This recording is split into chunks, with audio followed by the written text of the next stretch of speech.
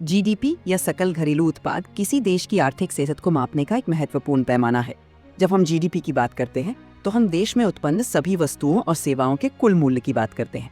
ये वह सब कुछ शामिल करता है जो एक साल में एक देश के अंदर उत्पादित होता है।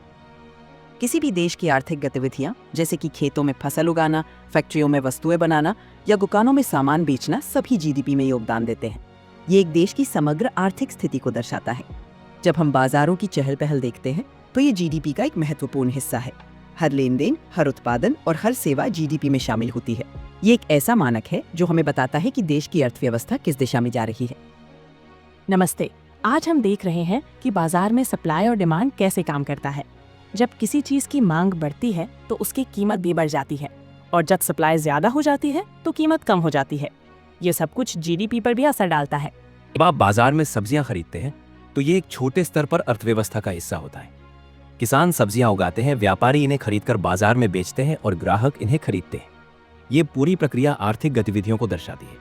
जब आप कुछ खरीदते हैं तो पैसे का लेन देन होता है जो जीडीपी में योगदान देता है। सरल शब्दों में हर छोटी बड़ी खरीदारी हमारी अर्थव्यवस्था को सशक्त बनाती है।